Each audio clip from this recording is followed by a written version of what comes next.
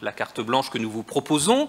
Comme c'est indiqué sur la slide, c'est bien une session qui était prévue à 16 h. Je ne suis pas responsable de cette très belle organisation qui fait tout le charme des rendez-vous de l'histoire. J'ai une pensée pour tous ceux qui aident à la bonne organisation matérielle et je regrette que les organisateurs en chef soient parfois très éloignés des réalités du public comme des intervenants. Et puisque cette session, on me l'a dit, est enregistrée, j'ai plaisir à le dire. Cette carte blanche que nous vous proposons s'intitule « Nouvelles perspectives sur le travail en histoire contemporaine ». Elle est proposée autour d'une revue qui s'appelle « Histoire ad politique » et tout simplement parce que j'en suis le rédacteur en chef, Alain Chatriot, je suis professeur à Sciences Po. Je vais très brièvement, en condensant au maximum pour ensuite faire parler mes collègues qui sont de bien meilleurs spécialistes de la thématique qu'on va aborder aujourd'hui, mais malgré tout, je prends quelques minutes traditionnellement quand nous avons cette carte blanche pour présenter la revue.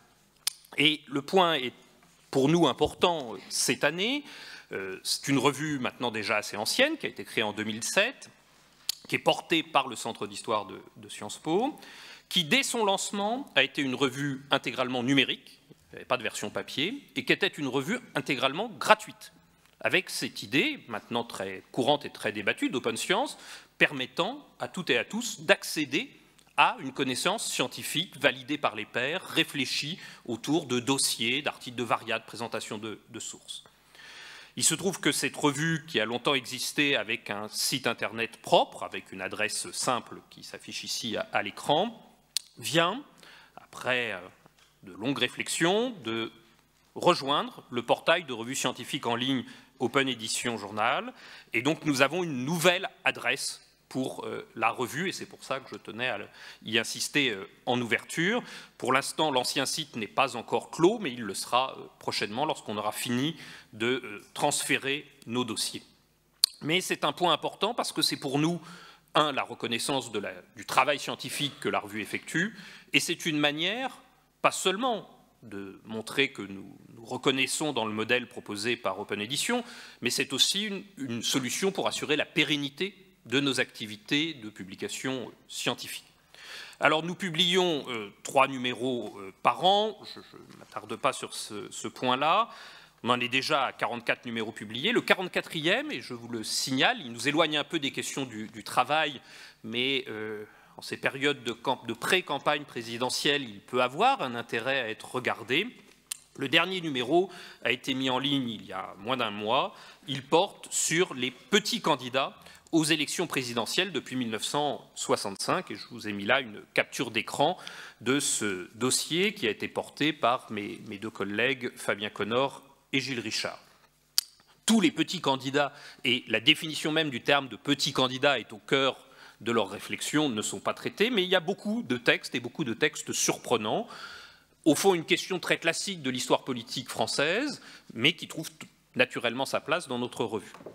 Juste avant qu'on en arrive au travail, je vous présente les sujets des dossiers précédents pour vous indiquer combien c'est une revue qui parle d'histoire politique, mais qui ne se limite pas à l'histoire de la vie politique française, mais qui au contraire peut aborder des sujets de nature très différents. Le précédent, le 43, qui était le premier numéro de l'année, portait sur des questions liées à l'histoire environnementale, en lien avec l'histoire industrielle, autour des questions de pollution. Le dossier avait été porté par Stéphane Friou, un de nos collègues maître de conférence à l'Université de Lyon. Il y a entre autres, mais tout le dossier est passionnant, un papier très important qui nous ramène à des questions industrielles et de travail autour de Lubrizol, à Rouen, et de l'histoire du site. Mais au fond, là on a un problème d'action publique, et donc c'est aussi de l'histoire politique.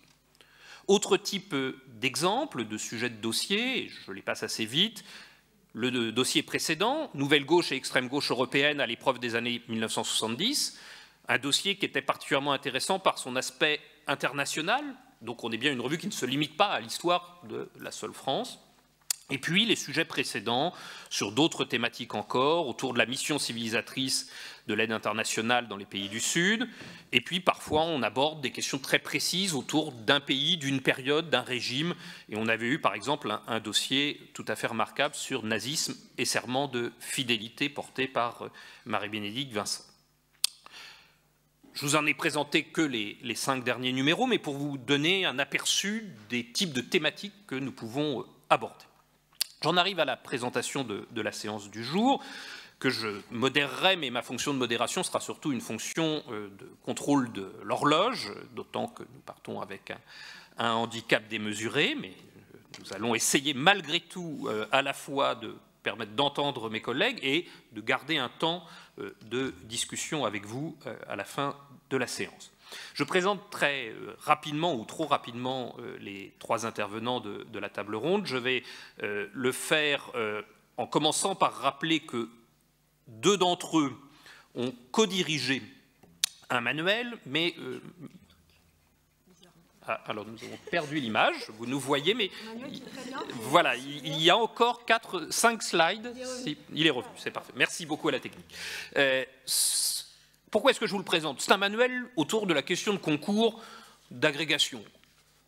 Ça paraît très austère, ça ne paraît pas vraiment être une lecture à recommander, mais mes collègues, Marion Fontaine, Nicolas Patin, François Jarige, aussi très présent cette année à Blois évidemment, en ont fait beaucoup plus qu'un manuel, à la fois par l'équipe d'auteurs qu'ils ont réunis, et même si elle n'apparaît pas dans la longue liste des auteurs de la couverture, Claire Le Bercier y a aussi été associée, mais il me semble que c'est un très bon aperçu de la situation historiographique de ces questions, et de ce point de vue-là, ça n'est pas simplement une synthèse à l'ancienne, parfois un peu rapide, telles qu'elles peuvent être écrites pour les questions de concours. Je crois vraiment que le manuel, par son approche d'un certain nombre d'objets, pourra faire date sur ces questions-là. Je me devais quand même de le signaler pour ouvrir. Je présente ensuite très brièvement mes collègues, et je le fais simplement en illustrant quelques-unes de leurs publications pour montrer la manière dont elles et ils ont construit des travaux de recherche qui ont rencontré le travail dans différentes dimensions.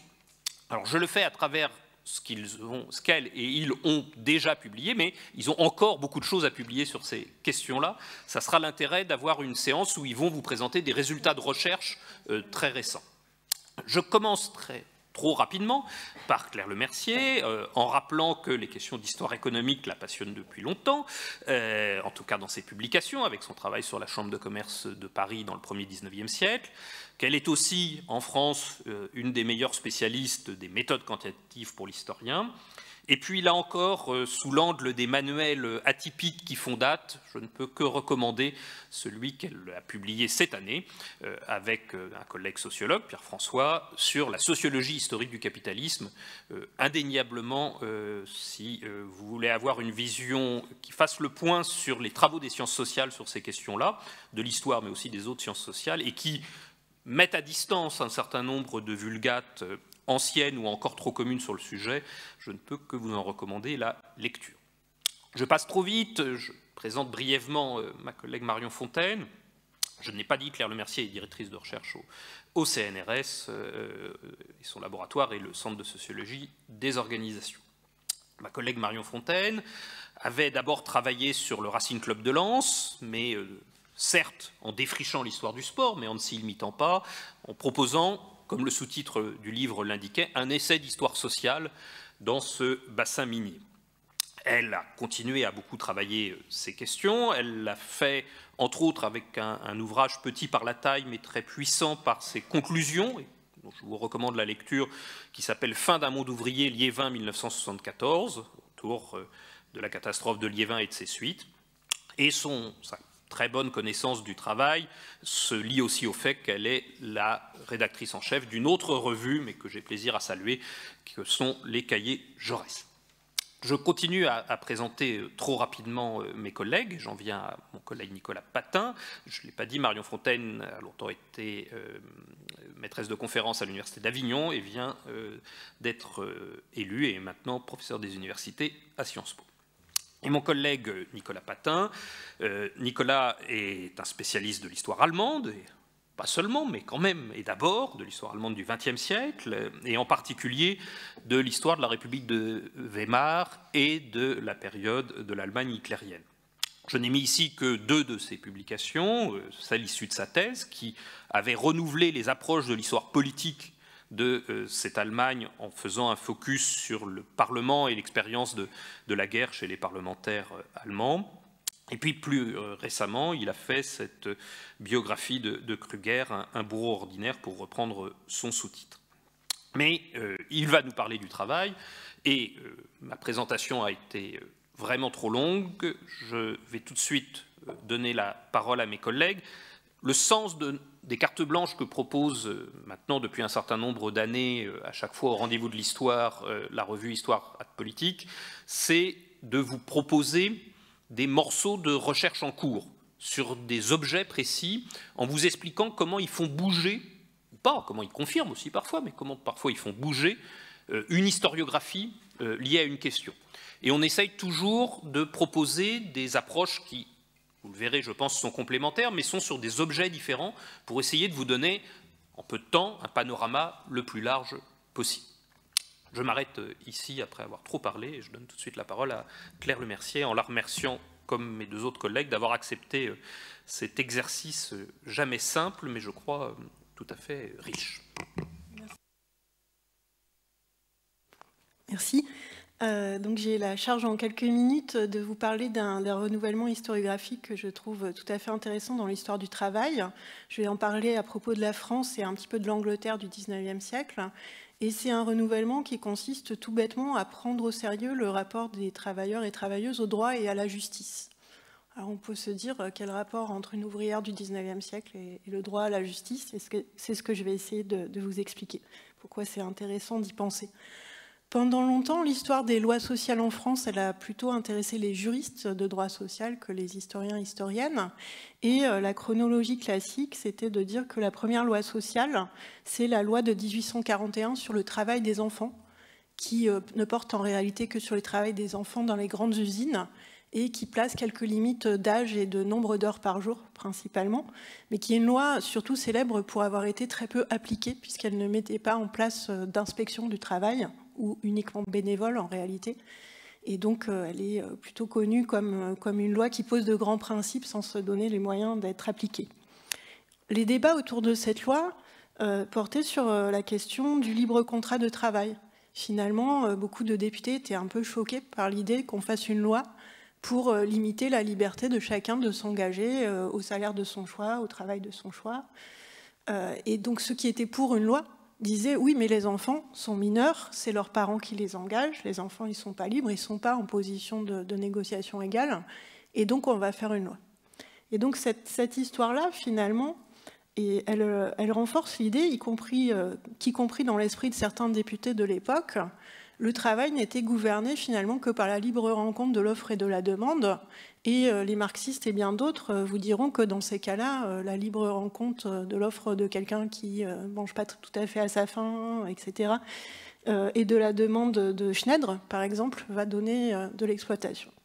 Donc il y a l'idée, comme cette loi a un petit peu échoué, en fait, que c'était le Far West quelque part, que le droit et la justice étaient bien loin de l'expérience quotidienne des ouvriers du XIXe siècle. Et idée, je pense, renforcée dans une historiographie d'héritage marxiste, y compris les marxistes un peu mous d'ailleurs, par le principe selon lequel le droit serait un peu décoratif, en fait, ou serait un simple outil de justification des puissants pour faire semblant que c'est égalitaire, mais n'aurait pas beaucoup d'influence sur les réalités des rapports de travail. Alors à cette vision, du coup, d'un droit peu pertinent et qui ne vient en tout cas pas en aide au quotidien aux ouvriers et ouvrières du XIXe siècle, on peut opposer pour démarrer une toute petite histoire qui se passe à Paris au Conseil des prud'hommes des tissus, le 6 octobre 1864. Un jugement est rendu en faveur de Lucie Bozan, épouse assistée et autorisée, comme on dit à l'époque, du sieur Ferdinand Bouvier. Il faut que son mari l'autorise à aller en justice. Lucie Bozan est ouvrière en dentelle chez Facon Coquille. Et elle dit que Facon Coquille, donc c'est une petite entreprise de dentelle, lui doit 4 francs 35, somme due pour prix de travaux exécutés pour son compte et d'après ses ordres. 4 francs 35, à l'époque, ça serait le salaire d'un homme bien payé. Pour une femme, sans doute beaucoup moins bien payée, c'est quelques jours de salaire qu'elle vient réclamer au conseil de prud'homme. Elle est venue 2 fois en conciliation, son patron n'a jamais pris la peine de venir. Du coup, il y a un jugement qui est pris, le patron n'est toujours pas là.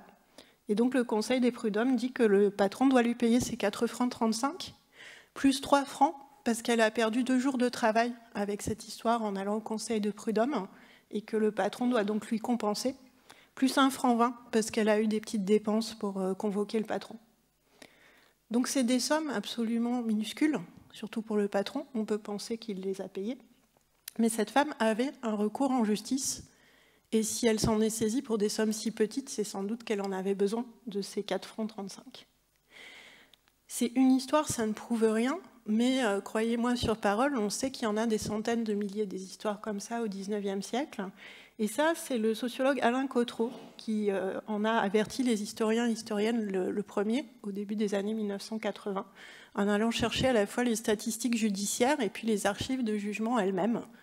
Le fait que les conseils de prud'homme, jusqu'à la fin du XIXe siècle, jusqu'aux années 1880 environ, sont massivement utilisés, là où ils existent, j'y reviendrai, notamment par les ouvriers et ouvrières, qui obtiennent, alors ça a intéressé moins Cotreau, mais on l'a vu après, qui obtiennent très massivement le paiement de salaires impayés, et qui donc l'utilisent pour ça. Et puis, il y a des affaires un peu plus compliquées qui ont plus intéressé Alain Cotreau, qui donnent lieu à des discussions publiques. Les audiences des prud'hommes sont publiques et largement fréquentées, notamment par la presse ouvrière, là où elle existe, par des ouvriers en général, parfois syndiqués. Et dans des cas un peu plus compliqués, du coup, on a des discussions publiques sur ce qui se fait et ce qui ne se fait pas, en fait. Qu'est-ce que c'est du travail bien fait? Qu'est-ce que c'est le bon préavis avant de renvoyer quelqu'un? Qu'est-ce que c'est le bon préavis avant de quitter son patron si on a trouvé une meilleure place ailleurs? Ça existe aussi.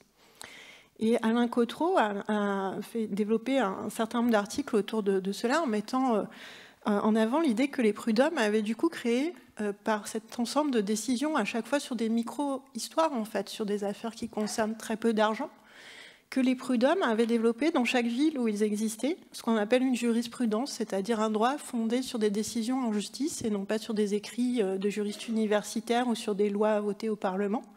Une jurisprudence qui finissait par constituer un véritable droit ouvrier, c'est Cotreau qui l'appelle ainsi.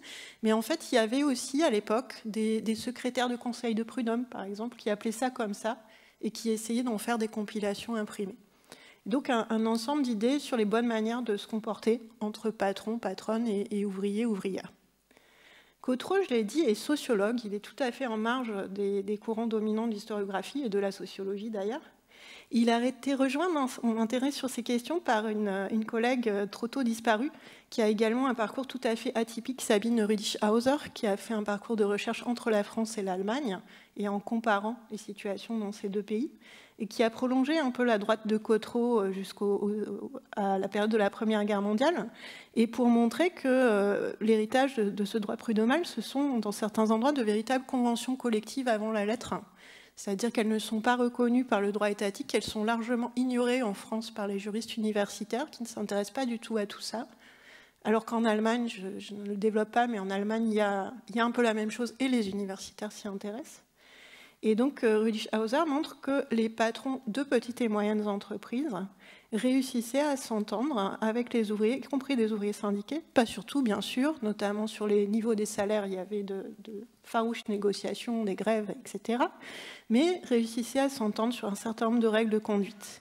Comment c'est possible? Parce que c'était des patrons de petites et moyennes entreprises essentiellement qui étaient concernés, qui étaient aussi dans une concurrence farouche entre eux et elles, et qui avaient intérêt finalement à, si pour le dire en des termes un peu anachroniques, limiter le dumping salarial et social entre eux.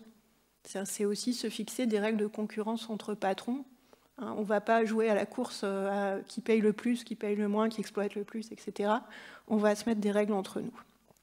Ce lien avec un monde des petites et moyennes entreprises explique pourquoi cette histoire a eu une fin, que je ne vais pas développer là, sauf si ça vous intéresse dans les questions.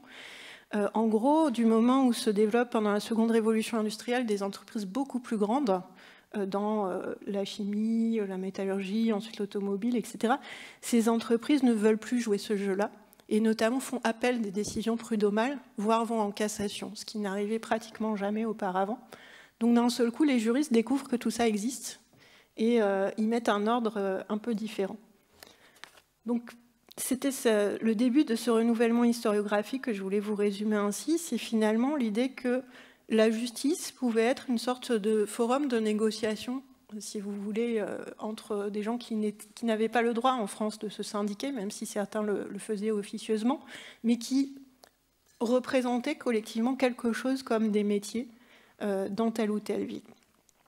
Je voudrais compléter cette évocation par 2 éléments. D'abord, à quel point cette situation est exceptionnelle, peut-être à l'échelle mondiale, en tout cas en comparaison avec l'Angleterre de la même époque. Et ensuite, nuancer un tout petit peu l'aspect un peu enchanté que peut avoir cette histoire, notamment tel que l'évoque Alain Cotreau, ce qui permet aussi de tracer des perspectives de recherche en cours ou à venir là-dessus. Premier point, Alain Cotreau, là encore, a produit un article comparatif là-dessus qui est bien utile en français, mais c'est cette histoire des prud'hommes qui modère à certains égards l'exploitation contractuelle. Elle est d'autant plus frappante que dans le même temps, le droit et la justice jouent un rôle très différent dans les rapports de travail en Angleterre. Et pour incarner, là encore, un peu ça, on peut se référer à un procès qui se passe en septembre 1872 dans une zone de production de céramique en Angleterre, où un ouvrier de la céramique a raté en partie, enfin n'a pas complètement fait 3 journées de travail dans l'entreprise Ford, et son contremaître se plaint que ça a fait perdre 3 livres à l'établissement. 3 livres, c'est beaucoup pour un individu à l'époque, mais pour une entreprise, c'est vraiment pas grand-chose. Et ce James Pedley, qui s'est absenté, est condamné à 1 mois de prison. Alors c'est très rare, en réalité, que des peines, enfin ça arrive à beaucoup de monde, mais c'est un petit pourcentage des conflits entre employeurs et ouvriers en Angleterre qui conduisent réellement à des peines de prison. Néanmoins, la différence marquante avec la France, c'est que le droit des relations entre employeurs et ouvriers est un droit pénal en Angleterre. C'est-à-dire que de base, il est vraiment prévu que dans les conflits entre employeurs et ouvriers, c'est tout à fait asymétrique. L'ouvrier, s'il n'a pas été payé, il peut, comme en France, réclamer. Il obtiendra moins souvent son salaire qu'en France. En revanche, l'employeur, s'il considère que l'ouvrier a mal travaillé, a été indiscipliné, est parti avant la fin du contrat ou autre, peut en théorie obtenir la prison, mais ça reste une menace relativement, enfin, qui plane sur les têtes, qui est crédible, même si ça arrive rarement au point de Pedley. Mais l'employeur peut obtenir très souvent des amendes, qui sont évidemment très lourdes pour des gens à petit salaire. Et cette pénalisation du travail est plutôt aggravée au cours du siècle. Et donc des collègues qui ont travaillé ces jugements, tels que Mark Steinberg et Robert Steinfeld, montrent en plus que les employeurs utilisent cette justice qui est rendue par des gens qu'on appelle les juges de paix en Angleterre. Ils sont un peu différents des juges de paix français. Les employeurs utilisent très consciemment cette justice, en tout cas dans les endroits où ça a été étudié en détail, pour discipliner les gens qui pourraient être les plus indisciplinés. C'est-à-dire que la justice est plus répressive en période de conjoncture positive, quand les salaires sont à la hausse et que les ouvriers pourraient vouloir jouer la concurrence entre employeurs, partir ailleurs pour être mieux payés. Comme par hasard, les juges de paix sont beaucoup plus punitifs à ce moment-là. La plupart des procès vont aussi à l'encontre d'hommes considérés comme qualifiés, adultes, donc ceux qui pourraient être éventuellement des leaders de formes d'insubordination ouvrière. Donc on voit là qu'il n'y a pas de fatalité à ce que le droit ou la justice agissent dans un sens ou dans l'autre par rapport au rapport de travail. Ça dépend crucialement de 2 choses. Ça dépend de la personnalité des juges. Et je ne l'ai pas rappelé, mais les prud'hommes à l'époque comme aujourd'hui sont élus par les patrons et les ouvriers, et à partir de 1848 en nombre égal par les patrons et les ouvriers en France, tandis que les juges de paix en Angleterre sont des notables, souvent plus proches socialement du patronat. Et puis ça dépend de la procédure, qui est un point crucial pour comprendre pourquoi les prud'hommes d'aujourd'hui ne sont plus les prud'hommes de l'époque, c'est-à-dire est-ce qu'il faut se payer un avocat, ce qui est évidemment inégalement accessible aux employeurs et aux ouvriers. En France, il n'y a pas besoin, ils sont même interdits aux prud'hommes au XIXe siècle. Est-ce qu'il faut payer du papier, est-ce qu'il faut avoir une preuve écrite, et ainsi de suite, des points clés. Pour terminer, je voudrais quand même nuancer l'image un peu enchantée de la situation française que peut donner la comparaison avec l'Angleterre. De fait, un canut lyonnais, qui est un des groupes sociaux qui est le plus précocement utilise les prud'hommes pour modérer l'exploitation, un canut lyonnais, grâce à la justice largement, est clairement en situation de rapport de force bien plus favorable avec son employeur qu'un céramiste du canton de Handley en Angleterre que je viens de citer. Mais tous les ouvriers français ne sont pas des canuts lyonnais, bien sûr, et tous les ouvriers de France, puisque certains sont étrangers, ne sont pas des canuts lyonnais. Et ça nous donne un peu réfléchir en fait à qui a accès ou pas, qui participe ou pas à ce droit ouvrier décrit par Cotreau, à la renégociation perpétuelle de ces règles qui modèrent l'exploitation. Ça nous permet de balayer très rapidement des recherches existantes et aussi des recherches qui restent à faire. Alors peut-être c'est évident pour vous, mais c'est toujours utile à rappeler, tout ça ne marche pas dans les colonies. Alors je ne vous apprends pas que l'esclavage a été rétabli au début du XIXe siècle, il a été réaboli en 1848, mais il n'y a pas de conseil de prud'homme après 1848 dans les colonies françaises, que ce soit aux Antilles ou en Algérie par exemple, et le Code du travail ne s'est appliqué dans les colonies françaises qu'en 1955, ce qui lui a laissé assez peu de temps finalement pour s'appliquer. Mais même en France métropolitaine, il y a des questions d'espace qui jouent drastiquement dans cette histoire. Et si vous pensez à Lucie Beau, l'ouvrière dont Michel Perrault a restitué la biographie, qui entre à 13 ans dans une usine internat à Visil, près de Visil, dans l'Isère, elle a 20 km à faire pour aller au conseil de prud'homme le plus proche qui est à Grenoble. Donc il y a très peu de chances qu'elle y aille et même qu'elle sache ce qui s'y passe. Donc autant des apprentis à Paris ou à Lyon avaient un véritable recours prud'homal et s'y rendaient en masse, en fait, autant dès que vous êtes à la campagne, ça devient beaucoup plus compliqué. Et il a été montré, notamment par Paul Delsalle pour la région de l'Île-Roubaix-Tourcoing, que ça pouvait être une des raisons pour des entrepreneurs d'avoir des implantations à la campagne, et plus spécifiquement dans les campagnes où il n'y avait pas de conseil de prud'homme. Ensuite, et pour terminer, parmi les gens qui font du travail manuel, pour le dire dans un sens très large, tout le monde est loin d'avoir accès au prud'homme. En effet, l'accès au prud'homme est lié à une bizarrerie juridique de la France du XIXe siècle, qui est la distinction entre deux contrats différents pour le travail manuel, le contrat dit de louage d'ouvrage et le contrat dit de louage de service. Alors, je ne vais pas vous expliquer les détails juridiques, surtout que les juristes de l'époque sont loin d'être d'accord là-dessus. Mais ce qui est important, c'est que c'est avant tout une distinction sociale. Et en fait, quand on lit bien les juristes, on retombe là-dessus. Les gens qui sont supposés avoir le contrat de louage-ouvrage qui permet d'aller au prud'homme sont les gens qui sont caractérisés comme ayant un métier. On leur met un nom de métier. Donc le canut peut aller au prud'homme. La dévideuse, qui est une auxiliaire du canut, beaucoup moins bien payée, féminine, qui prépare en fait un des éléments des métiers, peut aller au prud'homme aussi parce que dévideuse, c'est un métier. En revanche, les journaliers et journalières, hommes et femmes de peine, supposés ne pas avoir de métier, ou qui en changent régulièrement, n'ont pas le droit juridiquement d'aller au prud'homme, de même que les domestiques, qui sont en très grand nombre à l'époque, et ceux et celles qu'on appelle dans certaines régions des domestiques de ferme, c'est-à-dire les salariés agricoles, en nombre évidemment immense à l'époque, n'ont pas non plus accès au prud'homme.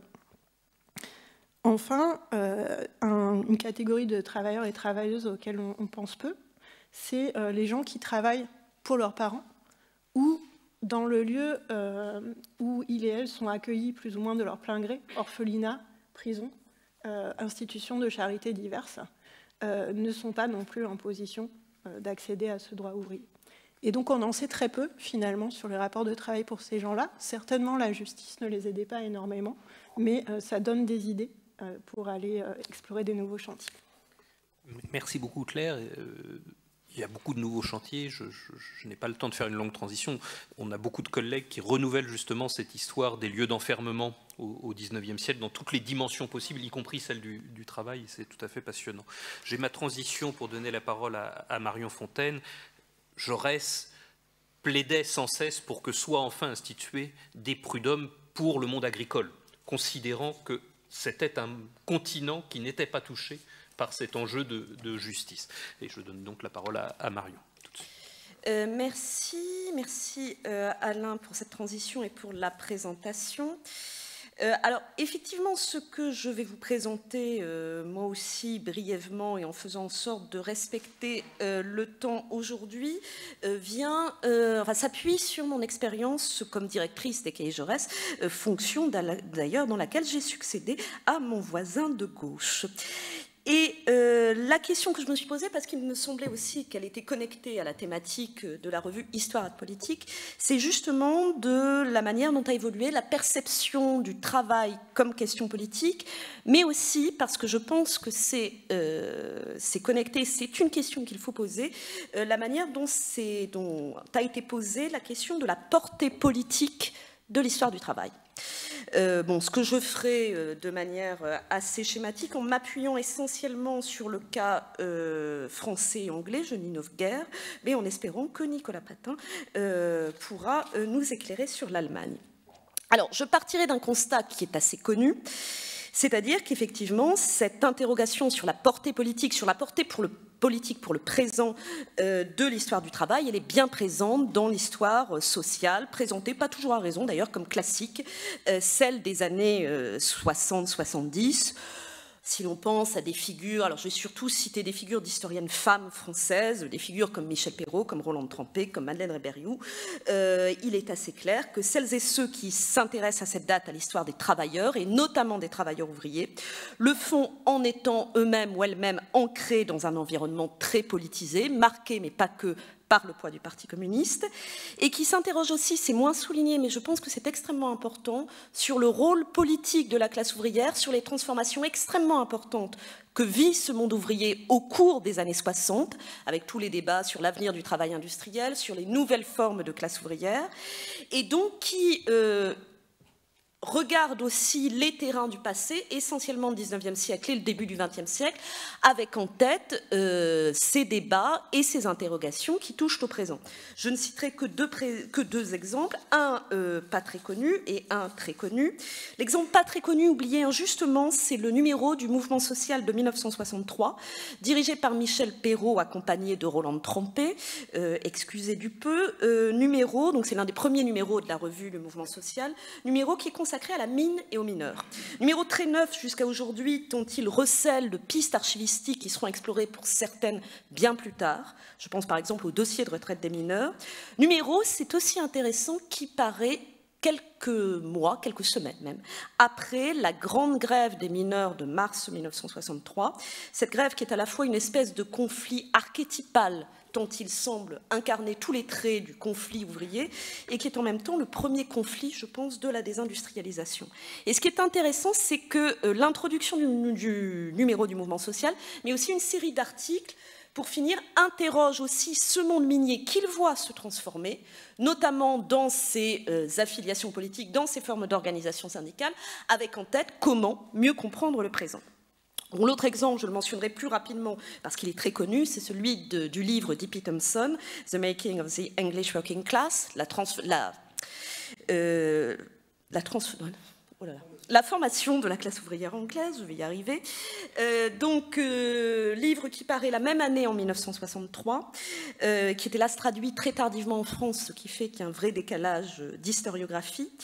Livre dont il faut souligner qu'il est celui d'un historien qui est aussi un militant, d'un militant qui s'inscrit dans un monde, le monde ouvrier britannique des années 60-70, en pleine transformation, qui s'inscrit aussi dans les débats très vifs sur le marxisme de l'époque, et qui effectivement replonge, là pour le coup, dans la genèse de la formation politique, parce que c'est bien au bout du bout ce qui intéresse E.P. Thompson, de la formation politique donc de la classe ouvrière, pour finir, là encore, trouver un écho aux interrogations du présent. Alors, à partir de là, je voudrais juste souligner deux pistes parce qu'à mon avis, elles sont aussi des pistes d'interrogation à la fois historiques et historiographiques. Bon, d'abord parce qu'elle montre que la vieille rengaine, que l'on a réentendue il y a quelques mois sur les rapports entre histoire et militantisme, entre sciences sociales et militantisme, n'est évidemment pas neuve, pour ma part, j'estime que la question, suivant par exemple le philosophe Bruno Carsanti, n'est pas tant de chercher absolument des sciences sociales qui soient dépolitisées que, et à mon avis c'est ce que montre l'historiographie des années 60-70, des sciences sociales qui font leur travail, c'est-à-dire notamment leur travail de distance, de réflexivité et de reproblématisation par rapport aux questions qui sont immédiatement posées par le présent. Je pense aussi qu'il faut souligner, parce que ça va être aussi quelque chose d'important par la suite, que cette histoire sociale, cette histoire des travailleurs, elle a pu être critiquée à partir des années 80-90, alors critiqué pour avoir une vision trop homogène de la classe ouvrière, mais je ne suis pas sûre que le reproche soit très exact, critiqué aussi justement pour avoir été une histoire trop politique. Une histoire trop axée sur les ouvriers organisés, trop axée sur les hommes ouvriers organisés, trop axée sur le mouvement ouvrier, sur la naissance du mouvement ouvrier, politique et syndical, sur les questions politiques de conscience de classe, et pour finir, disait-on, insuffisamment attentive aux travailleurs eux-mêmes et aux formes concrètes du travail. Donc en quelque sorte, une histoire trop baignée justement par le mouvement ouvrier, par les formes militantes, pour avoir pu toucher tous les aspects concrets du travail. Et alors, effectivement, l'histoire du travail, qui ne s'est jamais vraiment arrêtée, il n'y a pas eu de disparition de l'histoire du travail à quelconque moment de ce soit, mais l'histoire du travail qui a repris avec une nouvelle vigueur durant ces dernières décennies, en France et hors de France, s'est voulu une histoire du travail plus large, allant au-delà justement des seuls cas des ouvriers militants et du mouvement ouvrier, pour saisir l'intégralité des expériences du travail, donc pas simplement d'ailleurs les expériences des ouvriers d'usine, mais les expériences des artisans, des travailleuses à domicile, pour saisir en quelque sorte par le bas cette histoire, pour reprendre une locution extrêmement en vogue, pour saisir davantage les expériences quotidiennes du travail, les organisations du travail, les épreuves de la rationalisation, pour saisir aussi le hors-travail, le sport, la consommation. Je vous renvoie aux livres récents, encore tout récents, d'Anaïs Albert, aux travaux, par exemple, d'Ariane Mack. Donc pour finir, la volonté effectivement de sortir de l'histoire militante qualifiée d'héroïque, qui n'était peut-être pas tant que cela, pour saisir l'expérience quotidienne du travail. Bon, je pense aussi, alors c'est difficile de se faire l'histoire d'une période historique, d'une période historiographique qui est elle-même encore en cours. Je pense aussi, et c'est extrêmement important, que cette histoire du travail s'est confrontée aussi, de fait, à d'autres thématiques et à d'autres temporalités.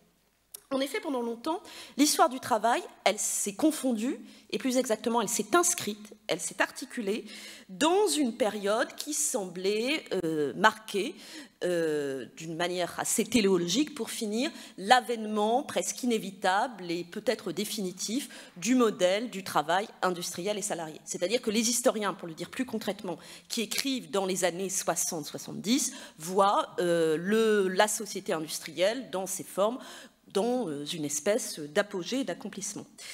Les historiens qui ont écrit ensuite, à partir des années 70, 80, 90, l'ont fait dans une phase tout à fait différente. Une phase marquée. Alors, ce n'est pas la première fois qu'il y a une désindustrialisation en Europe, il y en a plein le 19e siècle, Claire Lemercier le sait comme moi, mais dans ce qui est sans doute une phase beaucoup plus accentuée, au moins à l'échelle de l'Occident, de désindustrialisation, avec non seulement une baisse de la part de l'industrie dans la production et dans la population active, mais aussi une crise globale même de l'idée de société industrielle avec ses corollaires de progrès, de croissance, de productivité. L'imposition plus récente de la problématique environnementale est venue encore, évidemment, accentuer cette crise. Alors, quand vous faites l'histoire, enfin, un tel bouleversement n'a pas pu ne pas avoir d'effet sur des historiens et des historiennes qui travaillent dans un monde où le rapport au travail industriel aux salariés a profondément changé, sont beaucoup moins évidents, beaucoup plus fragiles qu'il pouvait l'être, et beaucoup plus précaires, pour finir, beaucoup moins éternels que ce qui pouvait être le cas dans les années 60-70. Alors, avec, je pense, des corollaires directs en matière de mise en œuvre, enfin, focalisation de l'intérêt sur un certain nombre de problématiques. Bon, le fait que, dans toute une série de travaux, l'émergence et l'imposition de la norme du travail industriel et mécanisé apparaît aujourd'hui comme quelque chose de beaucoup moins évident que ce que l'on avait pu penser à un moment, et comme quelque chose de beaucoup plus contesté. Bon, je vous renvoie par exemple aux travaux de notre coéquipier avec Nicolas Patin aux travaux de François Jarige, qui dans ses travaux sur les brilles machines, sur les formes alternatives d'histoire de l'énergie, a bien montré que l'histoire du travail industriel était loin d'être une route triomphante. Je pense aussi que ce qui a marqué, ce qui a eu un impact direct, c'est le fait qu'on en est venu à historiciser la question de la désindustrialisation. C'est-à-dire de montrer, alors une question qui avait d'abord été saisie surtout par les économistes et par les géographes, de montrer que cette question n'était pas seulement une question économique, mais aussi un ensemble d'expériences potentiellement aussi bouleversantes que l'avaient été les expériences de l'industrialisation. Bon, c'est ce que nous avons tenté de faire avec Xavier Vignat dans un numéro de l'autre revue des presses de Sciences Po, 2021. Ce que nous avons tenté de faire, c'est un aspect auquel je suis attachée dans ce numéro, c'est de montrer aussi à quel point cette histoire aujourd'hui, elle était internationale. C'est-à-dire que l'histoire et les approches de la désindustrialisation s'inscrivent dans des champs très dynamiques, appuyés aussi sur un recours assez important aux sources orales, sur le rapport, par exemple, des ouvriers aux fermetures. Bon, je pense aux travaux des historiens canadiens comme Stephen Hyde, des historiens américains comme Jefferson Cowie, donc qui ont montré qu'effectivement, la désindustrialisation était une expérience qui pouvait poser question, non sans d'ailleurs aussi des perspectives militantes qui, à mon avis, pourront intéresser les historiens des sciences sociales dans quelques décennies.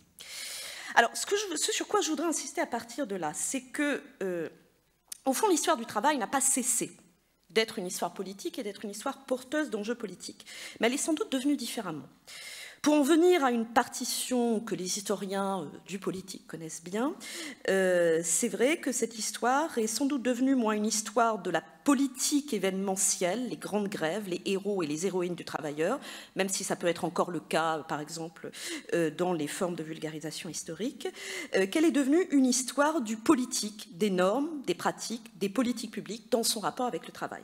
Alors, c'est le cas pour toute la question, Claire l'a très bien évoquée, je n'y insiste pas, de l'histoire du droit et des politiques, enfin de l'histoire du droit d'une part, de l'histoire des politiques nationales et internationales du travail, mais on en a ici deux représentants par excellence. C'est aussi le fait de montrer que l'histoire des mobilisations et des formes de lutte des classes pouvait ne pas passer par, j'ai envie de dire, les arènes les plus spectaculaires, la grève, mais aussi pouvait passer par des arènes ou des théâtres moins visibles, comme les négociations et les expertises. C'est-à-dire la conception du rapport entre travail et politique, c'est à montrer aussi que tout dans ce rapport du travail au politique ne se jouait pas dans la lutte des classes, dans sa formulation la plus symbolique et la plus exemplaire. Ça a pu aussi se poser à partir de certains terrains spécifiques. Je pense notamment à deux sujets qui connectent, pour finir, ce renouvellement de l'histoire du politique et cette nouvelle période de l'histoire du travail, les questions de santé au travail, qui ont été très présentes ici à Blois, qui sont très présentes dans l'historiographie française et internationale. Je pense au livre récent, par exemple, de Judith Reinhold sur le blanc de plomb, donc qui montre bien qu'il y a des vraies formes de lutte des classes dans ces questions de santé au travail, mais qu'elles passent sans doute par des formes moins visibles, je le répète, que les grèves et la mobilisation. Bon, je pense aussi que ces formes de lutte des classes, elles sont très visibles, très sensibles, elles sont sans doute amenées à être de plus en plus visibles et sensibles dans tout ce qui concerne le rapport des travailleurs à l'environnement, qui, contrairement à ce qu'une vision un peu présentiste de l'écologie laisse parfois penser, est une histoire longue. Il y a une histoire longue des rapports à l'environnement, des conflits environnementaux, qui est illustrée par exemple par les travaux de Renaud Bécaud, de Thomas Leroux, toute une série de thèses à venir qui, là encore, démontrent que les formes de politisation du travail ont pu passer par des canaux sans doute plus discrets, plus variés que ce que l'on avait longtemps pensé. Il me reste une minute pour poser quand même une question qui, comme directrice des cahiers Jaurès, m'intéresse quand même beaucoup. Mais alors, qu'en est-il dans tout ce que je vous ai présenté de l'histoire proprement dite du mouvement ouvrier, de ce mouvement politique et intellectuel qui, pour citer Jaurès, a voulu imposer la souveraineté du travail? Est-ce que l'histoire du mouvement ouvrier, l'histoire des ouvriers militants, est-ce qu'elle est condamnée à la redite, donc à répéter les travaux des années 60-70, ou à l'histoire sainte, c'est-à-dire sanctifier les canuts, les grévistes du Front populaire, et quelques-uns entre les deux? Ou est-ce que, si on veut être encore plus provocateur, cette histoire n'a plus rien à dire au présent, et est désormais complètement démonétisée, n'est plus qu'un jeu d'érudits? Et j'aime beaucoup cette citation de Madeleine Rébériou, avec laquelle je ne suis pas entièrement d'accord, mais qui est intéressante. Citation qui a été reprise il y a quelques années par Nicolas Hatzfeld. Donc Madeleine Rébériou qui disait, grande historienne du travail et du mouvement ouvrier, qui disait, je la cite, « Mouvement ouvrier, à la différence de classe ouvrière, de peuple ouvrier, voire de les ouvriers, ce concept renvoie aux institutions qui se sont difficilement structurées au cours du XIXe siècle pour représenter et défendre les travailleurs. Société de secours mutuels, coopératives, syndicats, parti socialiste. On rougit de le rappeler, ajoute-t-elle, mais il est parfois nécessaire de rougir, enchérit-elle, que le discours anti-institutionnel, indispensable dans la mesure où il souligne la distance qui sépare toujours les représentants des représentés, n'est pas pour autant innocent. Délégitimer les organisations ouvrières non seulement en rappelant en permanence cet écart, mais en tirant la conclusion que la vérité est ailleurs, voici une vieille stratégie dont l'historien pèse à chaque instant les conséquences. On pourrait simplement compléter Madeleine Rebériou en disant que peut-être ce que nous ont appris les 30 dernières années en matière d'historiographie, c'est que la vérité du travail, elle était au fond à plusieurs... elle était à la fois effectivement dans ces pratiques informelles, dans ce bas, si on tient vraiment à ce genre de formulation, mais aussi dans toute la manière dont toute une série d'expériences étaient reformulées au sein du mouvement ouvrier.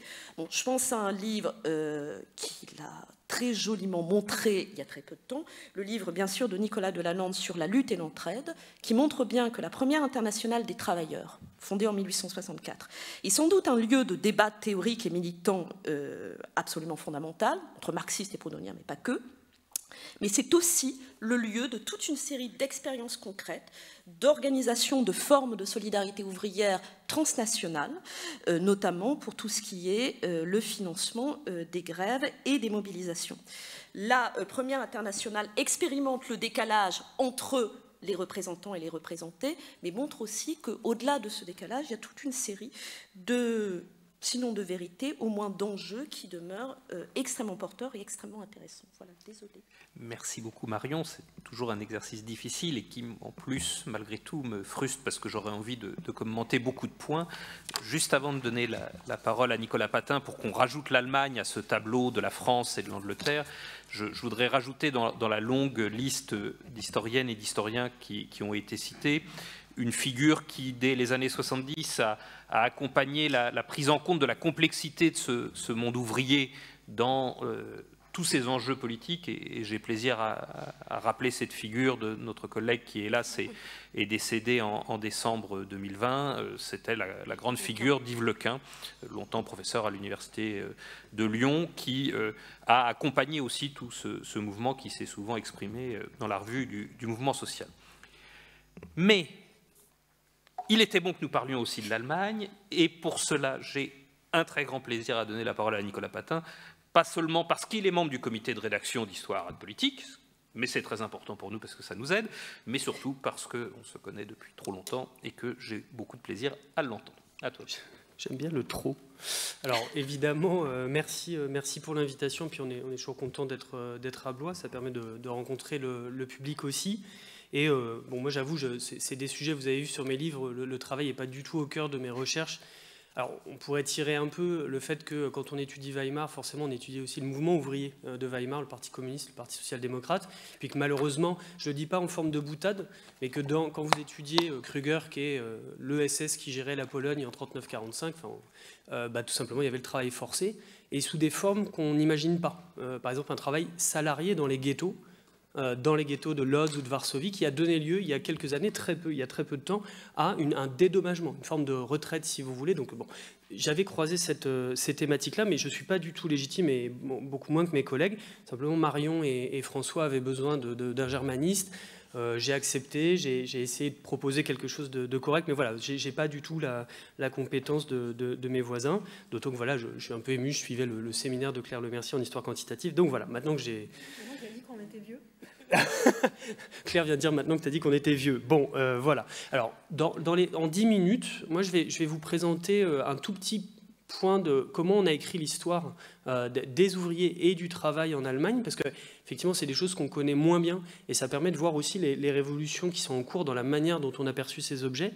Puis dans un deuxième temps, vraiment, je passerai par quelques petits points très contemporains de la manière dont on perçoit ces sujets, et vous allez voir qu'en fait, ça secoue, ça pose les questions d'une autre manière, et c'est assez intéressant. Je rappelle une évidence, mais qu'on oublie souvent, l'Allemagne a été divisée. C'est-à-dire qu'il y a toujours eu 2 historiographies, et pour avoir beaucoup trop fréquenté l'historiographie d'Allemagne de l'Est, il y avait un institut qui était l'Institut für Marxismus-Leninismus, l'Institut pour l'étude de marxisme-léninisme, qui produisait énormément, et avec la chute du mur, tout s'est écroulé.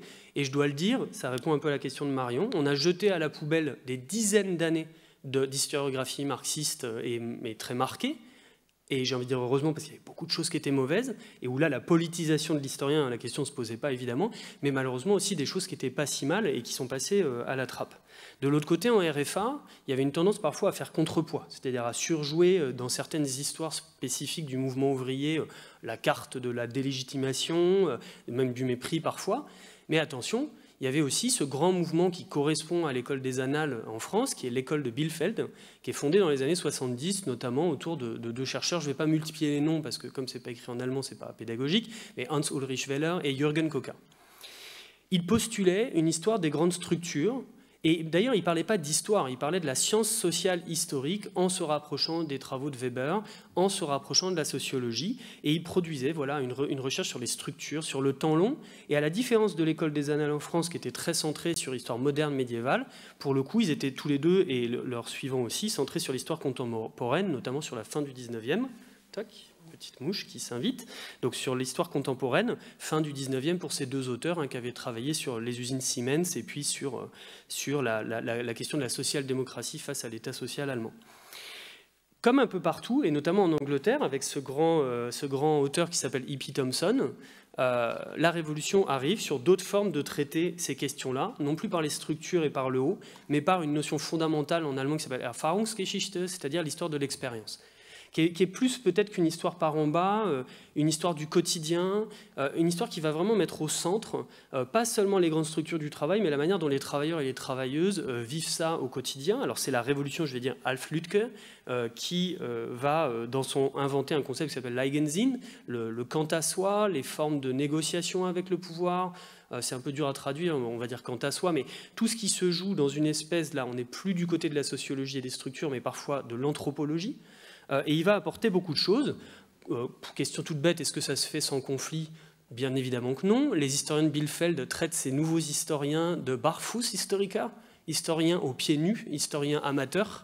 Donc il y a des conflits, mais malgré tout, plus qu'en France, l'histoire du quotidien, l'histoire par en bas va faire son chemin dans la manière dont on perçoit cette histoire du travail.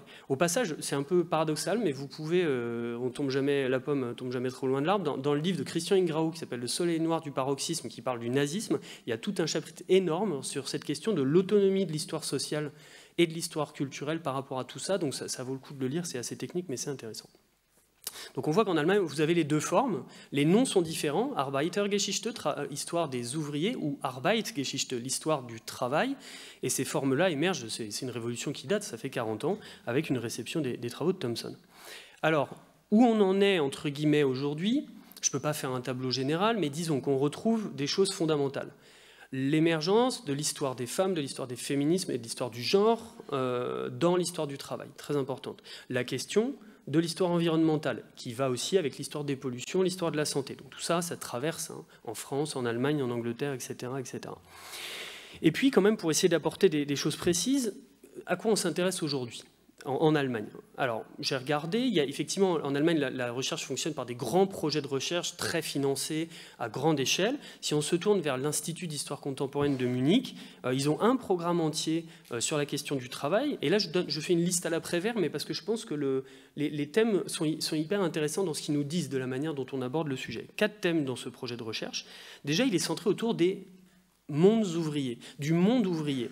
Et dans les termes, on dit le genre du travail, pas le genre au sens genré, mais le type de travail. Donc on voit qu'on n'est plus dans la classe ouvrière pure et dure, les catégories traditionnelles, syndicats, etc. On est dans des choses un peu plus molles, ce qu'on peut reprocher.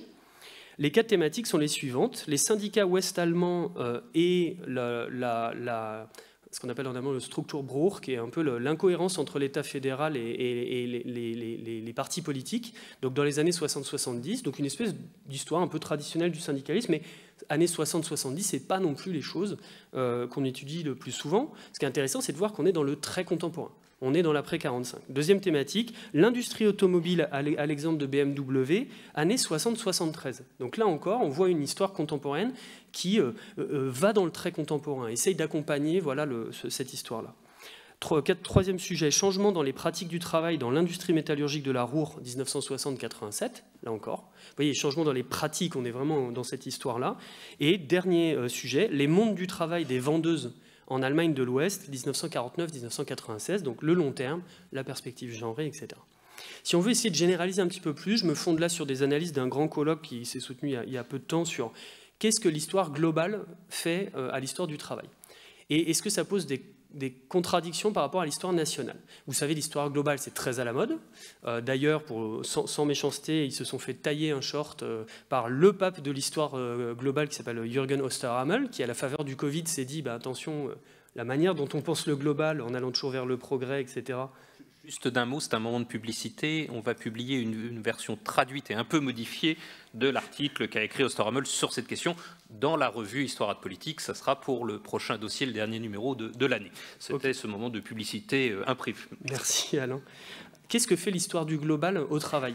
Et notamment, est-ce qu'on voit des contradictions avec l'histoire non seulement nationale, telle qu'on la pratique trop souvent, très souvent, mais aussi l'histoire locale et régionale, qui est essentielle dans l'histoire du travail, puisque beaucoup de choses circulent.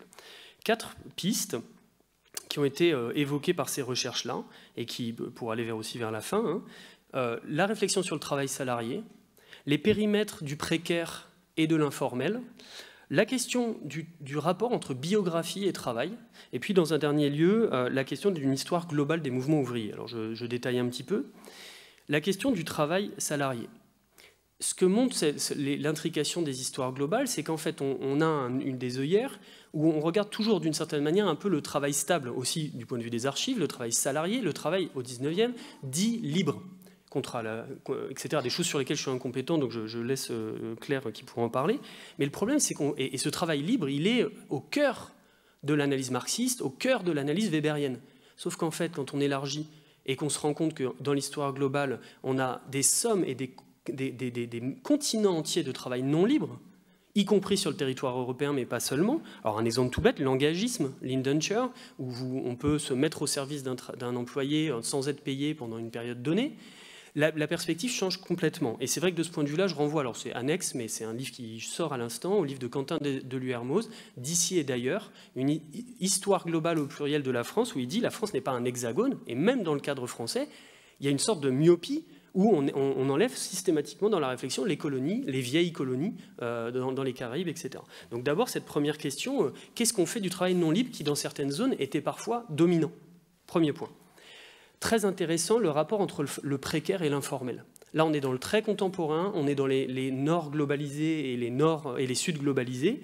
Ce qui a été montré par un certain nombre de travaux, c'est qu'en fait, je donne un chiffre, en 2010, la moitié des travailleurs et des travailleuses du monde travaillent dans le secteur informel. Mais est-ce que ça a encore du sens de parler d'un secteur formel ? Qu'est-ce qu'on attend ? Où est posée la norme quand on se rend compte que la manière dont on perçoit tout ça est en fait, là c'est des chiffres de l'OCDE, en fait est perçue d'une autre manière. Et ça amène à relire le passé à la lumière de ces questions-là. C'est-à-dire, quel est le processus de formalisation qui fait qu'à un certain moment donné, historiquement, on passe de l'informel au formel. Et il y a un très bon travail de Nicole Mayer-Haoura qui compare en fait la manière dont on catégorise le travail, ce qu'on va appeler travail informel au sud et travail précaire au nord. Et qui crée des circulations entre ces deux catégories qu'on a trop souvent tendance à opposer. Troisième point, moi j'ai trouvé ça hyper intéressant, biographie et travail. Il n'y a pas un genre qui est en même temps le plus lu et le plus mal vu que la biographie en histoire, parce que c'est un genre pompier, hagiographique, etc. Vous savez tout ça. Sauf qu'en fait, quand on essaye de connecter la question du travail et des biographies, on se rend compte que, encore une fois, cette myopie qui consiste à voir le travail comme quelque chose de stable, de long terme, à l'échelle de toute une vie et d'une carrière, se désagrège complètement, notamment au XIXe siècle, avec des formes journalières, des mobilités, de la fluidité, du choix parfois aussi, et que ça, dans l'analyse aujourd'hui globale de l'Inde, de la Chine, de tout ce travail-là, on retrouve dans la biographie une manière de voir complètement d'une autre manière la standardisation habituelle du rapport entre la vie et le travail. Et ça, je trouve ça assez intéressant, parce que c'est vrai que quand on fait des biographies, je fais une petite blague, c'est vrai que quand on fait des biographies, on a l'impression que souvent c'est des gens qui ne travaillent pas trop, puisqu'on fait des biographies pour d'autres raisons, mais là, ça pose un problème. Voilà, c'était une petite blague, je vais me faire ensuite gronder. Dernière question, on revient à une question plus classique, la question des mouvements ouvriers. Mais est-ce qu'on peut faire une histoire globale des mouvements ouvriers? Et je réponds aussi un petit peu à Marion, dans ce que j'ai lu là pour préparer. Il disait, bon, finalement, l'histoire du mouvement, c'est Jürgen Koka, qui dit, oui, bon, finalement, l'histoire du mouvement ouvrier a peut-être plus besoin de la faire, puisqu'elle est présumée et connue, mais présumée seulement. Et là, il y a des choses très intéressantes, donc dans cette histoire globale, des circulations, avec notamment, par exemple, ça peut paraître exotique, mais c'est important, un livre de Iner Onken sur la construction des partis socialistes au Pérou. Et là, on voit que déjà, ça casse l'automatisme entre société capitaliste et ouvrière et création des partis de contestation, d'opposition, avec cette question de savoir si finalement, en Europe, il n'y aurait pas l'aristocratie mondiale des ouvriers, mais c'est évidemment pas... c'est une question, c'est pas une affirmation. Et du coup, ça demande à interroger la question de non seulement les circulations des idées. Par exemple, le mouvement ouvrier allemand n'est pas du tout fermé à la question des contestations d'Haïti, des questions sur l'esclavage, mais ensuite, les choses restent encore nationales dans la manière de percevoir ces éléments-là, et donc ça demande aussi comment on peut arriver à écrire des choses comme ça. Pour conclure sur ces réflexions-là, les choses que j'ai lues concluent de manière très vaste en disant finalement méthodologiquement c'est très ouvert. Bon, voilà, c'est bien, on est content. Et surtout qu'en fait, l'histoire globale rentre pas du tout sur cette question du travail, l'histoire globale rentre pas du tout en contradiction avec l'histoire nationale, régionale et locale. Et donc ça, c'est intéressant parce que ça permet d'ouvrir, en fait, d'intégrer différents collègues qui travaillent avec différentes méthodes. Merci beaucoup. Merci beaucoup, Nicolas.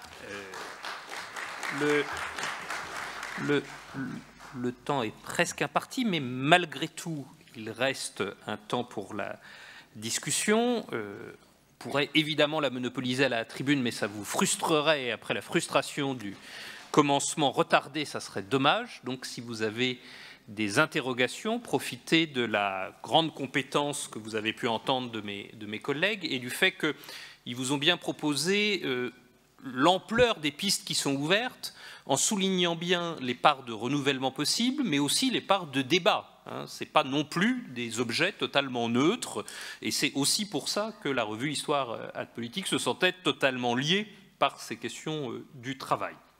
Il y aurait, de ce point de vue-là aussi, la dimension qu'a permis de réintroduire Nicolas, mais qui avait déjà été signalée auparavant brièvement par Claire. Beaucoup de tables rondes de cette année en parlent directement, c'est de ne pas rester à l'échelle simplement européenne, y compris pour mieux re-questionner un certain nombre de ces catégories par les empires coloniaux, mais aussi par des expériences de circulation transnationale, mais parfois complexes, pas simplement pour voir des circulations partout.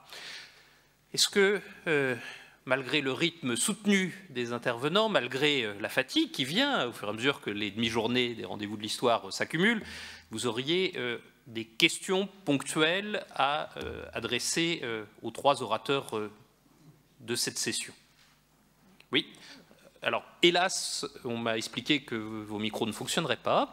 J'en suis pas responsable. Parlez fort et j'ai pour l'enregistrement fonction de reformuler votre question brièvement pour qu'elle soit... Ah ben, a priori, ça marche. Non, j'avais une question sur la partie des prud'hommes, où en fait on a l'impression qu'on a oublié que c'était très utilisé. Et je voulais juste savoir comment ça se fait que du coup il y a eu un oubli comme ça dans l'histoire. Merci beaucoup. Alors, c'est peut-être pas des choses que les grands-parents racontaient à leurs petits-enfants, peut-être parce que ça faisait tellement partie du quotidien. Il y a plusieurs choses. Ça a été oublié par les juristes qui s'y intéressaient déjà assez peu à l'époque, parce que c'est pas du contentieux très noble, en fait, pour des juristes universitaires. C'est un petit peu concret, c'est beaucoup des salaires impayés où c'est tout à fait prévisible. Et ça a remonté très très peu, au sens où souvent pour que les choses intéressent les juristes, il faut qu'il y ait appel, cassation. Et en fait, à la fois, c'était pas permis quand c'était des petites sommes, et puis les entreprises étaient peu intéressées. Donc ça, c'est l'oubli par les universitaires. L'oubli par les mouvements ouvriers eux-mêmes, et en partie un oubli volontaire, parce que les prud'hommes, ça faisait pas très lutte des classes dans leur fonctionnement, en tout cas tel que le décrit Cotreau. Et il y a eu beaucoup de débats en fait, dans les mouvements ouvriers au sein de la Première Internationale, notamment qui ont été étudiés par Norbert Olzac, un juriste historien du droit, il y a déjà un certain temps, où en fait donc, les prud'hommes étaient critiqués pour 2 raisons, dans l'optique du mouvement nouvellement marxiste notamment. Premièrement, par ce côté, on discute avec les patrons au lieu de s'opposer. Et deuxièmement, parce que ça a obligé à individualiser les conflits, d'aller au prud'homme. Alors même si en fait, on s'aperçoit qu'on a parfois des gens qui rusent et qui font une série de conflits, c'est-à-dire que des groupes d'ouvriers, je ne sais plus, dans la chaussure ou la charpente, qui sont en grève, et puis juste après, ils amènent 20 affaires similaires contre le même patron au prud'homme le même jour. En fait, on pouvait faire de l'action collective. Mais disons que dès lors que le modus operandi majoritaire est valorisé, c'est devenu la grève. Du coup, passer par une formalisation juridique, une individualisation des conflits, c'était vu en gros comme pas suffisamment révolutionnaire. Donc ça a été un peu oublié également par le mouvement ouvrier. Puis j'ajouterais que plus globalement, en fait, le rapport extrêmement quotidien des Français et des Françaises au droit et à la justice, qui était sans doute au plus fort au XIXe siècle, mais qui s'est maintenu jusqu'aux années 1950, a été beaucoup oublié. Aujourd'hui, on parle souvent de judiciarisation pour la critiquer ou la déplorer, hein, comme si d'un seul coup les vilains salariés s'étaient mis à aller au prud'homme. En fait, c'était la norme en fait, d'aller au tribunal de commerce, au prud'homme, au juge de paix, au tribunal classique pour un héritage, aussi parce qu'il n'y avait pas d'autres institutions tellement auxquelles on pouvait faire appel. Mais moi, cet oubli continue aussi à m'étonner. Donc, merci pour cette question. Il y aurait aussi des enjeux tout à fait intéressants sur le rapport aux sources que ça demande de mobiliser, et ça n'est pas une question totalement simple, et c'est ce qu'avait montré Sabine Rüdischhauser, la situation des sources en Allemagne est différente par rapport aussi à ce monde-là. Juste, Alain, comme il y a pas mal d'étudiants, méthodologiquement, même en dehors de la question du travail, c'est essentiel. Il y a 5 ans, ici, Jane Burbank était venue présenter ses travaux sur les paysans russes de 1900.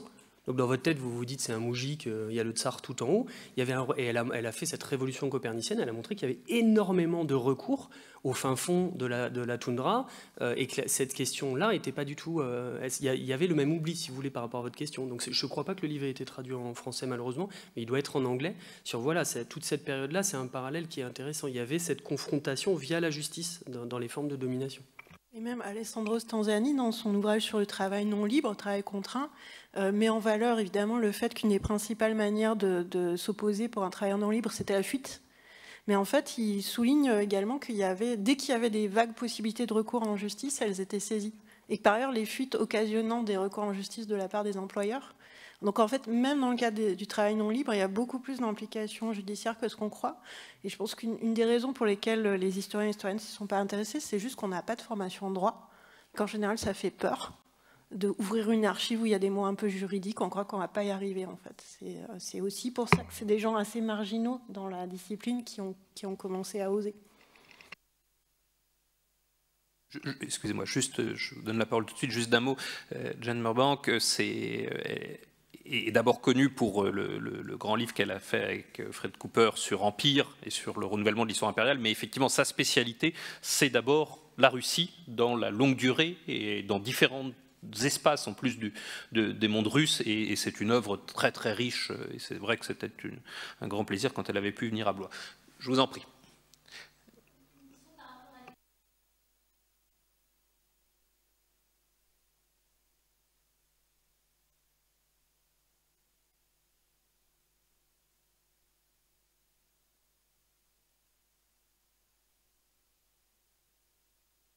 Alors, je donne très volontiers la parole à Marion sur ce point. Vous avez peut-être vu passer un papier dans l'IB de cette semaine ou de la semaine dernière, de cette semaine, voilà, qui, entre autres, prenait en écho et anticipait peut-être un peu votre question. Dire, mais je pense que Claire est, est d'ailleurs plus apte que moi à répondre. Non, pour nous, j'ai envie de dire que c'est plutôt intéressant, c'est-à-dire que ça permet effectivement de... ça nous invite à poser des questions, ce que disait Nicolas aussi, c'est-à-dire de montrer qu'un certain modèle du travail salarié, etc.,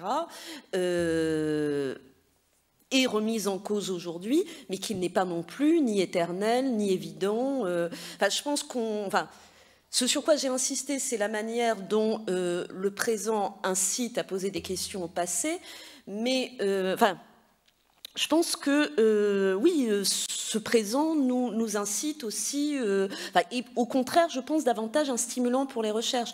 Après, je crois que ça pose plus de questions, en effet, quand on est interrogé par des journalistes et d'autres. C'est-à-dire que ce qui peut paraître, mais Claire le disait aussi pour la judiciarisation, ce qui peut nous... Alors, je ne crois pas que ça nous perturbe comme historien, il arrive que ça nous agace un petit peu, c'est cette espèce d'arrogance présentiste, disait déjà Jaurès, qui consiste à penser que nous vivons dans un temps de nouveautés sans aucun précédent dans l'histoire. Il ne s'agit pas de dire que ce que nous vivons, il ne s'agit pas de dire que les travailleurs du beurre ne sont pas nouveaux. Évidemment, pour toute une série de trucs, ils sont nouveaux, mais en même temps qu'il y a une série d'expériences historiques qui résonnent. C'est vrai pour les travailleurs du beurre qui renvoient effectivement à des formes de travail précaire ou de travail informel, disait Nicolas, qui sont une constante au XIXe siècle et qui sont même une constante durant les périodes en apparence stables. Enfin, n'importe qui a un peu travaillé sur les dites 30 glorieuses, c'est que le travail précaire, le changement d'emploi, il est déjà extrêmement fréquent. Alors peut-être pas pour tout le monde, il y a des catégories qui sont plus exposées que d'autres, mais ça, changer d'emploi ou avoir des formes de travail précaire, c'est pas du tout une nouveauté, comme on l'entend parfois, du début du XXIe siècle. Même chose, en effet, pour la judiciarisation. J'étais très intéressée par ce que dit Claire, c'est-à-dire, là, je pense que l'actuelle judiciarisation de l'action syndicale qui s'est renforcée depuis 30 ou 40 ans, a pu, enfin j'en sais rien, parce que là aujourd'hui, enfin pour les syndicats sur lesquels je travaille, on voit bien que l'action judiciaire est désormais un nouveau théâtre d'action militante privilégiée, interroge aussi des antécédents au XIXe siècle. Et de ce point de vue-là, je prends ma casquette d'historien du patronat pour dire que dans les attitudes de longue durée des différentes formes de patronat, on pourrait aussi trouver matière à réflexion, non pas pour dire que les choses sont identiques, mais pour repérer des formes d'adaptation des stratégies patronales face à la fois aux mutations techniques, aux variations du rapport au marché du travail, fondamentalement aussi, c'est un marché ô combien, mais aussi au type de régulation. Et c'est peut-être également sur ce point que je pourrais conclure, sauf si je le frustre d'une dernière question, mais le temps va s'achever. Il me semble que, vous l'avez vu dans des configurations très différentes, mais systématiquement, la question de la régulation, qu'elle passe par le droit, par d'autres formes de mobilisation politique, par des formes de discipline ouvrière ou d'insubordination ouvrière, remontre combien ces questions, dans la longue durée, et encore de manière très présente, sont des questions qui ne touchent pas que une histoire économique ou une histoire sociale, qui ne touchent pas que des dimensions anthropologiques, même si elles sont importantes et qu'elles peuvent se reconnaître dans les enjeux de l'histoire culturelle, mais qu'il reste bien des interrogations pour une histoire politique. Évidemment, vous l'aurez compris, une histoire politique, ça vous a été dit tout à l'heure, qui n'est pas simplement l'histoire des élections, même si c'est un point important, mais qui est bien une histoire du politique, c'est-à-dire du fonctionnement même des sociétés dans leurs effets de représentation et de régulation. Et de ce point de vue-là, le travail en est sans doute un élément crucial qui passe par des mobilisations d'administration également, et qui, vous l'aurez compris, dans les régulations juridiques ne sont jamais simples ou immédiates sur ces questions-là. Voilà ce qu'on a essayé de vous présenter aujourd'hui et je vous remercie pour votre attention.